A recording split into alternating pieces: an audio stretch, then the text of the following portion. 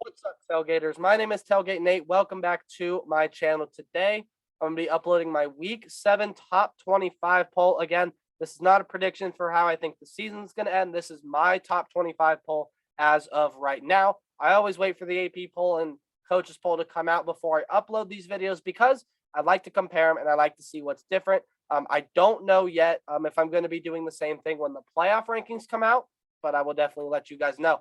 Again, if you did not watch my review yesterday, I know they're a long video, but please go back and at least look at the scoreboard on there if you're not familiarized with it on what happened this weekend, because my top 25 will be based off of it. If you say, well, why team? Again, I'll explain throughout the video, but go back and watch the review.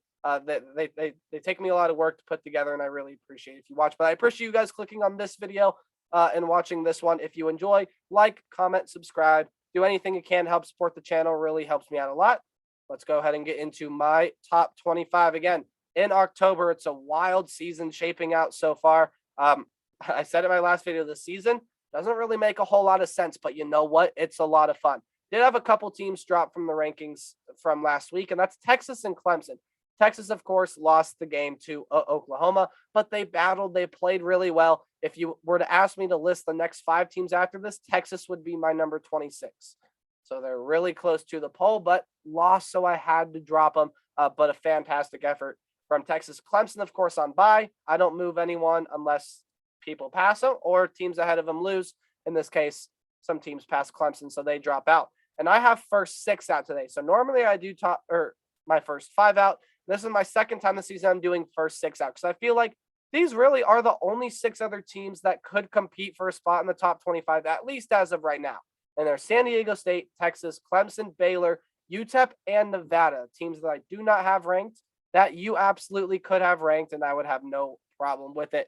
But without further ado, let's go ahead and get into it. At number 25, this might surprise a lot of people, might surprise everyone watching this video, but I have UTSA at number 25. Look, Frank Harris is playing really well. The quarterback there had 6 touchdowns in the game against Western Kentucky last week. Sincere McCormick, one of the best running backs in the nation. Phenomenal work. He's playing at a high level for this team as well. A lot of wide receivers are stepping up, making some plays, playing at a high level. This UTSA team is dangerous. You need to watch out for them if you're a fan of a team who has UTSA on the schedule. They've beat a Power 5 program this year in Illinois. So UTSA, I feel like, is deserving of a top 25 spot, and that's why I have them here at number 25. They're playing some really good football right now. If you can watch a UTSA game, please go do it because they are playing some good football right now. Florida and SMU each drop a spot to number 23 and 24, respectively. Both teams won their games last week. Of course, SMU had struggles against Navy, and Florida was able to handle Vanderbilt with ease.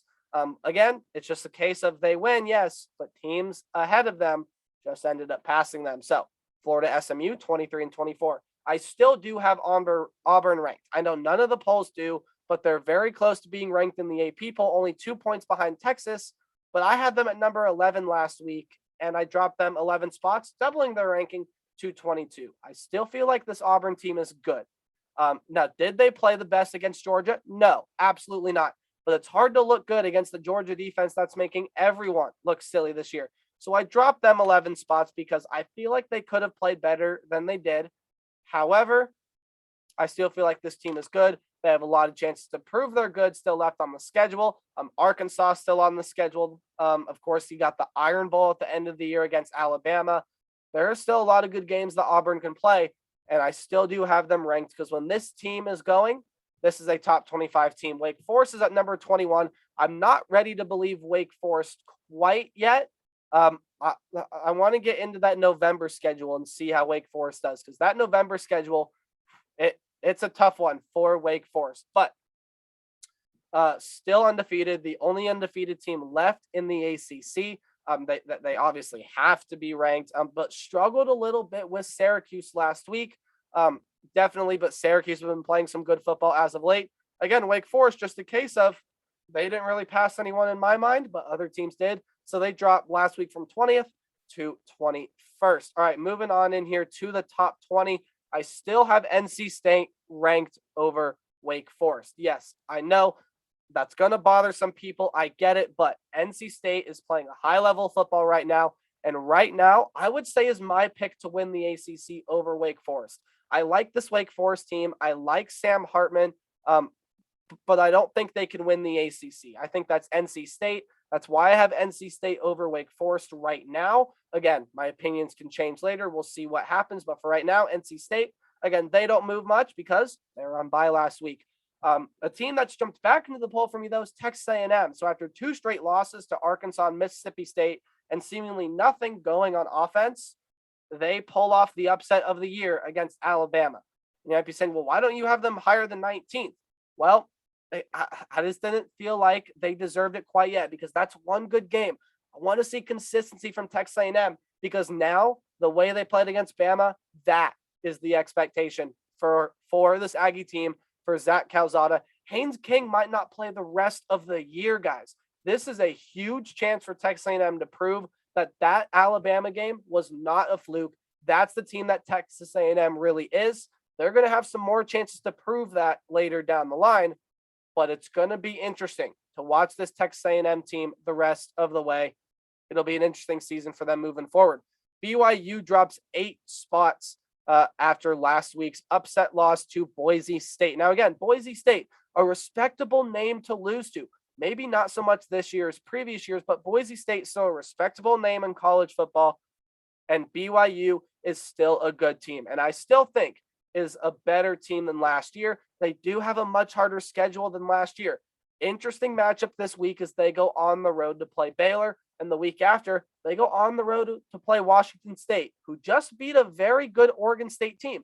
So for BYU, there's still chances to improve their ranking in the poll, but this loss to Boise State probably means the end of a shocking playoff run, a chance at a New Year's Six Bowl, things like that. So for BYU, again, definitely can still make that New Year's Six Bowl if Cincinnati doesn't end up, or if Cincinnati ends up making the college football playoff, which seems likely right now. BYU is a team that I still think you got to watch out for. If Jaron Hall can play better, if Tyler Algier continues to do what he does, and that wide receiver core starts to get going a little bit more, this BYU team is a real threat. This game against Baylor this week is going to be fantastic.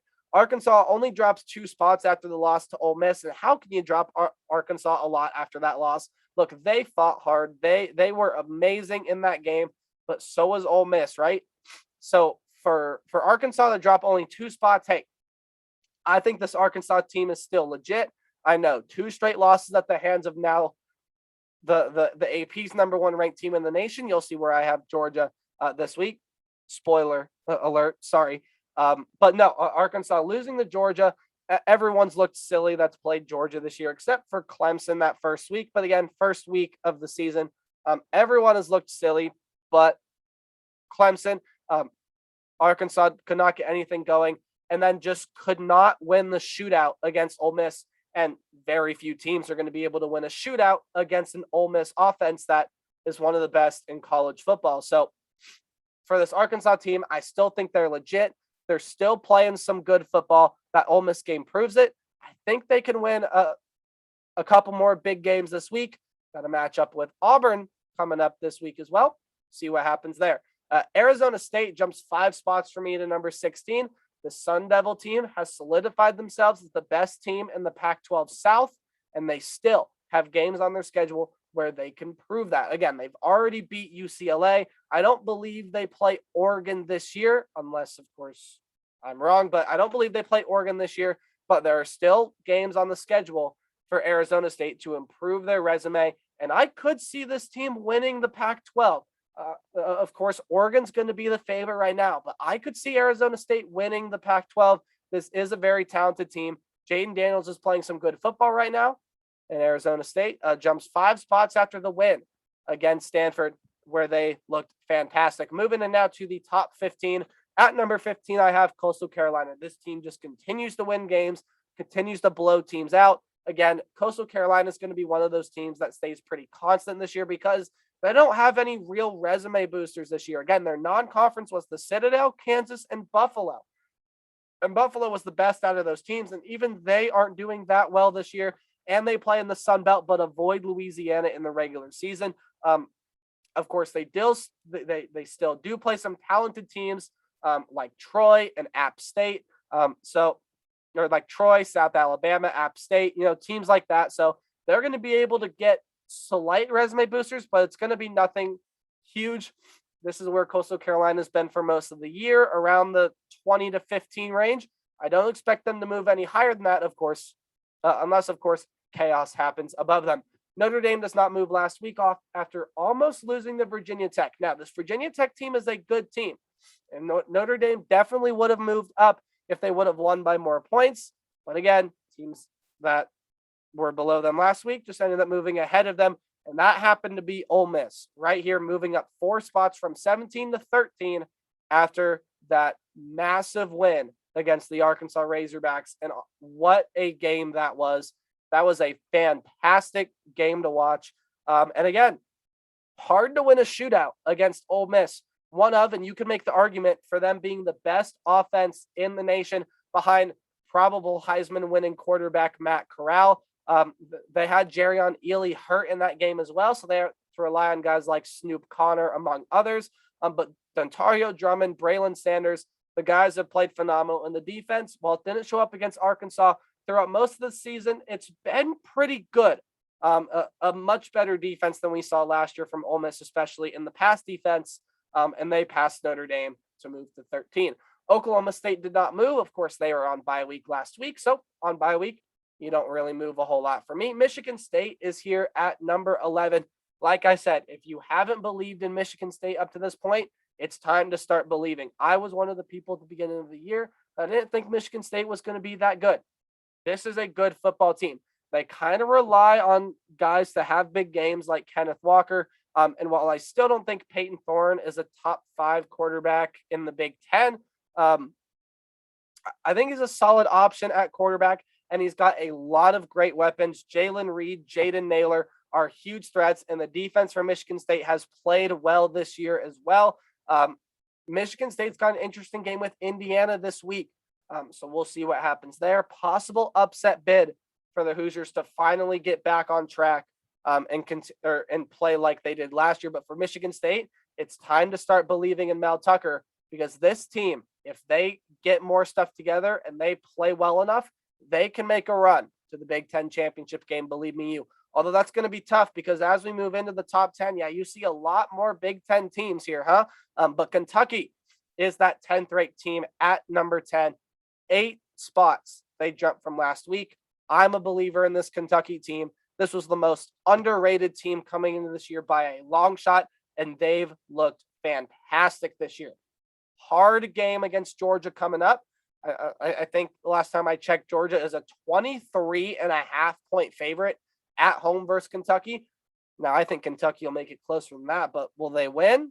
Not very likely, because this Georgia team's playing well. But Kentucky, they are a team to believe in. If they can somehow get past Georgia, they've already beaten Florida, this team could make a run to the SEC title game if they're able to get past Georgia, which, again, doesn't seem likely, but there have been a lot of crazy things that have happened so far this season.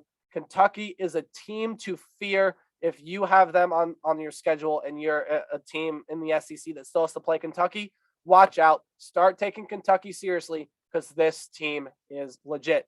Oregon drops 2 spots to number 9. Again, they were on bye week. It was just a matter of teams past them. So for Oregon, again, this team I think can still make the college football playoff. Are they going to need a little bit of help? Probably. But I think this is still a good team when they're clicking on all cylinders. Of course, they've lost C.J. Verdell for the year, so Travis Dye will have to be that starter for Oregon now. If Kayvon Thibodeau, Justin Flo, Noah Sewell start getting into more of a defensive rhythm, this Oregon team is really good. I think Anthony Brown is a solid option at quarterback. He's got a lot of good weapons around him as well. And there are still chances for Oregon to prove themselves, right? They have California this week. They got UCLA in a couple of weeks. This Oregon team still has chances where they can go out and win some big games and improve their ranking and improve their spot to getting towards the college football playoff. After that loss to Iowa, Penn State drops 5 spots to number 8. Again, I'm going to make the argument here. I made it yesterday in my review video. You should go watch that, by the way. If Sean Clifford would not have gotten hurt, I think Penn State would have won that game. But alas, not what happened. That backup had to come in. And let's just face it, he did not play good at all for Penn State. So the reason I dropped Penn State to 8 is because if they get Sean Clifford back, Penn State is a top 10 team in the nation, hands down, probably a top 5 team even. But without Sean Clifford, I have a lot of questions about how the offense is going to work for this team. Again, I have not seen anything on the extent of the Sean Clifford injury. If you have, let me know in the comment section below. But if Sean Clifford is out for a long period of time, which I don't expect him to be, this could be a very, very rough ride for the Penn State Nittany Lions down the road. Michigan is at number 7 here, up 2 spots from last week after they escape over Nebraska. Again, this was a case of other teams just falling below them, but Michigan was able to find a way to grind out a win against a gritty Nebraska team who put up a good defensive effort. Again, I'm talking about Nebraska. They're going to win the game that they shouldn't this year. However, back to Michigan, look, this is a Michigan team that can make a run in the Big Ten East. And guys, this Big Ten East race is going to be insane. There's still one team in the Big Ten East that we have not seen on my poll yet.